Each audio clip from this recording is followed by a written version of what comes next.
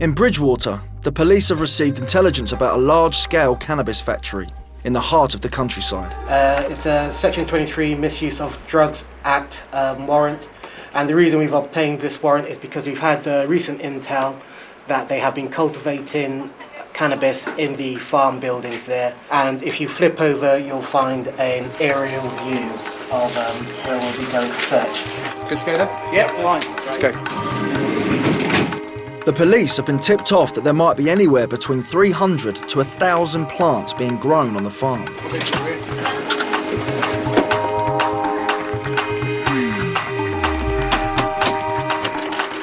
DC Richardson, I'm from Bridgwater Police Station. Yeah. What I have here is a warrant to search these premises under Section 23 of the Misuse of Drugs Act 1971. There are no signs of any plants being grown. If cannabis was being cultivated, it would be difficult to hide a professional setup. I'd expect to be able to smell 1,000 plants. Farming country. It smells of shite. It's a fruitless 30-minute search until one policeman detects a faint smell from some haystacks. And this time, it's not coming from a cow. There is a secret building behind the haystack, which may be what they're looking for. Oh, this is excellent. That's the result. Result and a half. The entrance to this secret building is on the opposite side of the barn, so the officers dash round. The building which is concealed within this barn is beyond this corrugated iron. Okay, let's see what we're going to deal with now. It's basically some metal. Yeah. It's metal all the way through the other side. The door is purpose-built out of cast iron and is proven very difficult to open. One hell of a door. You wonder what it's concealing, don't you? Hit the door there. 40 minutes of hard graft finally pays off. 1, 2, 3, go. Yeah. Stay where I can. Whoever has built this has gone to great lengths in setting it up.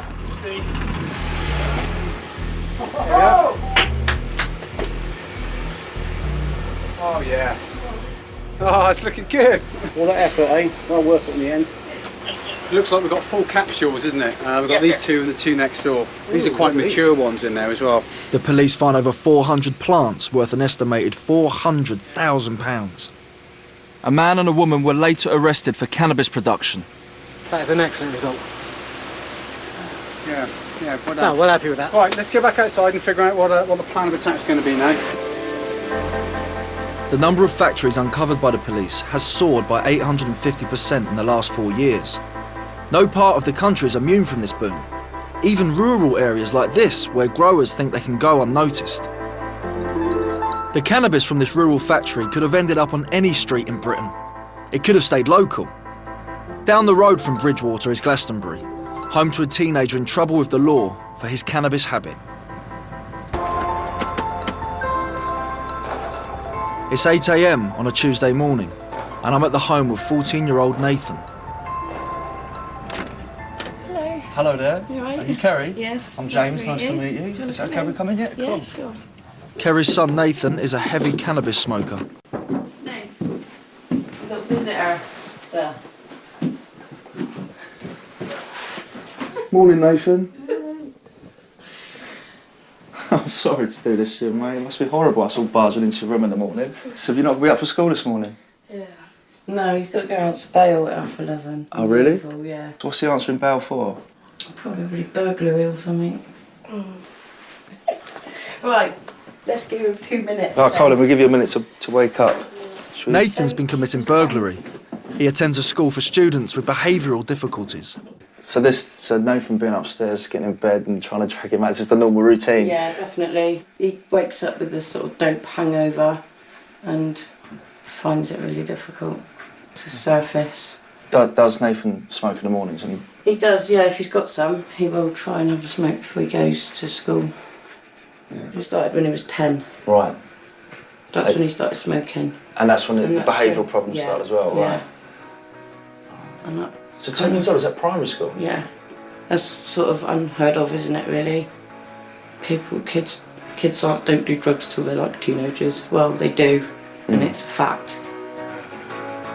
Nathan's dad died when he was 6, and Kerry's subsequent 2 relationships were violent ones. which Nathan witnessed. Obviously it had an effect. He ended up playing up at school, and the smoking is a way of sort of forgetting what he's been through. Yeah. It's just soul destroying to think that he's wasting his life away and he's damaging his body. And I don't know what to do. If I knew, I'd be doing it. His cannabis use is leading him to repeatedly break the law. Nathan? You gonna be coming down in a minute? Yeah? Yeah. Give us a rough time, a couple of minutes. Here he is. Nice to finally meet you, Sleeping Beauty. James, nice to meet you, Nate. Nice to meet you. Have you got any weed this morning? No, I haven't got any money. And you're smoking every day at the moment? A little bit, yeah. Pretty much. How much were you smoking a day?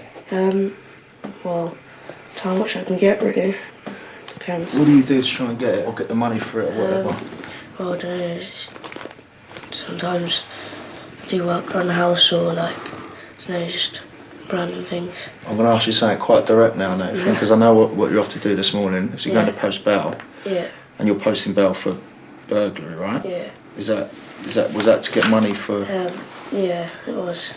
Is that something that you've done quite often? I have done before. So what, you go burgle people's houses and stuff? Well, I have done really, but I don't really do it all the time though.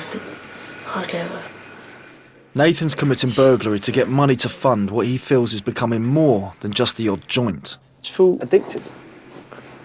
I don't know. I think I am addicted to it, yeah. Which isn't exactly very good. Do you want to stop smoking now, don't you? Mm. Are you doing anything to help you start? Well, I'm meeting these people called On The Level, which they say that they're going to help and stuff, so which would be good, hopefully. Yeah. On The Level is Nathan's local drug advice centre. I hope he can get the help he needs. Yeah, we just met young Nathan there, and it's a bit of a shocker, really, smoking from such a young age. He said about 10 years old he started smoking. I think that age I was just running around the playground trying to kick people, and he's been dealing with a lot of stuff in his life, and I don't know, it feels like he's maybe missing out on something, and he's in places like using cannabis, which is a bit of a shocker for me. But yeah, it's easy to be judgmental on these things, so I'm trying not to be.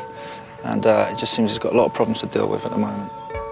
I didn't think it was possible to be hooked on weed like Nathan is. I'm curious to learn more about addiction from a project in Ipswich. It's called the Iceni Project, and they run one of the very few cannabis dependency programmes available in Britain. Hello. Hello, sorry to interrupt. Hello everyone. Is it okay to come in? Absolutely. Hello. Hello. All right. I'm James. Nice to meet you all. Hello. Hello, James. Hello, Susie. Hello, everyone. Where should I sit, Susie? Should I come sit near you? Come and sit near me. All right then. Then I'll look after you. Okay. All right. Have you got a cannabis problem? No, I haven't. No. So, have you any understanding of cannabis? Yeah, of cannabis I have. Yeah, and of addiction in a way. I've known people in my life that have had drug addictions. Not cannabis though. No. Was unaware really that cannabis can be addictive. What do you say, guys? Would you say it was addictive? Yes. Yeah. Physically, but you know. I'd say it can be physically. When I give it up 14 weeks ago, I used to wake up, I used to get shakes. I used to hot and sweat things, feel faint without it. So personally, I actually felt that I was actually addicted to it, because it got to the point where I had to have it every day, and if I didn't have it every day, my anxiety would then come out because I didn't have any.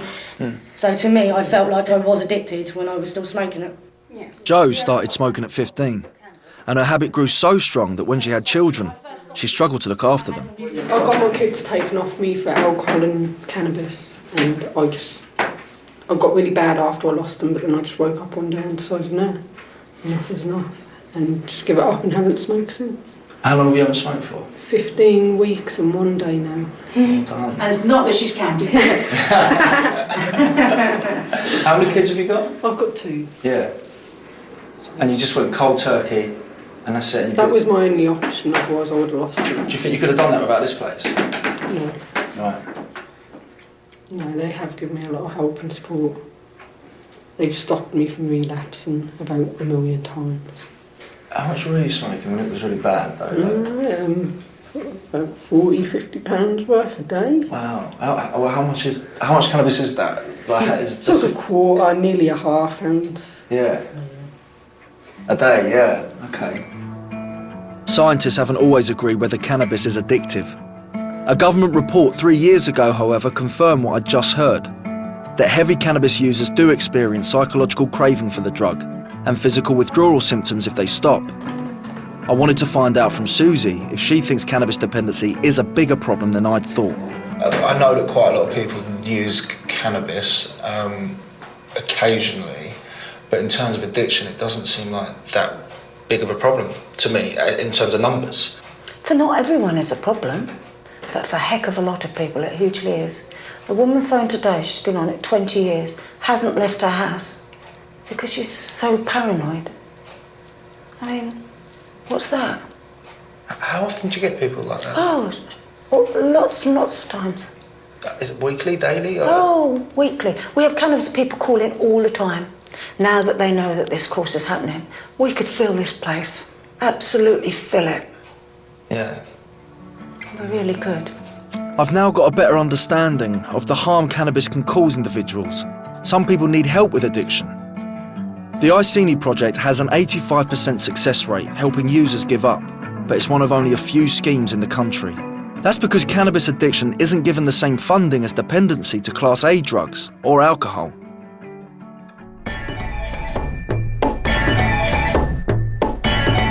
I'm trying to find out how cannabis is supplied to people like Joe and Nathan. So far I've met a dealer and a farmer, but I want to speak to someone linked with those earning the 7-figure sums at the very top of the weed business. Okay, I'm here right now, actually on the White Cliffs of Dover to meet Jason Wilson. His father was a cannabis smuggler for years. He used ports throughout the UK to smuggle it into. Well, it wasn't until the law finally caught up with him. Jason's dad is Anthony Spencer, who was the head of an organised crime group and is currently in prison for cannabis smuggling. Jason has since written a series of cartoon novels about his dad's experiences. I'm curious to find out where cannabis comes from and how it's smuggled into the country without being detected by the UK Border Agency, who police the borders. So if you're going to smuggle a large quantity of cannabis into a port in the UK, would it be on a vessel like that? Yeah, just like that. Because that to me looks like, you know, a ferry that you might hop onto France and back in. Is that a passenger ferry? Yeah, just a regular ferry. Brings in lorries, coaches, booze cruisers, people in cars just going for the weekend. And might be on that ferry, for instance, there's a lorry there and it's got a consignment on board now.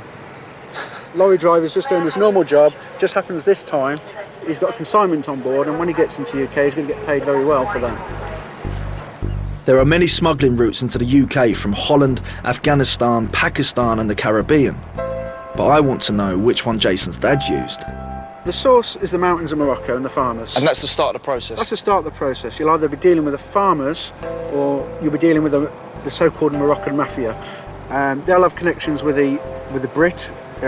In my father's case, obviously he was the head guy of that little operation. Yeah. Once you've got your source and good people, you bring it over by boat. Moonless night, little rib boats, very fast. You have a little team down in the south of Spain on the bay. They bring it in, they pack it, get ready for the transport, and then it simply comes in a lorry. They'll drive it all the way up to Calais for you. And once it's at Calais, it should be straightforward. It comes straight through at Dover at the other end, and then off into the UK, where it goes to another safe house, where the parcel is broken up, and at that point it just gets distributed all over the UK, and within days the money starts coming in. The money goes back to Morocco and the whole chain begins again. Simple as that? Simple as that, really.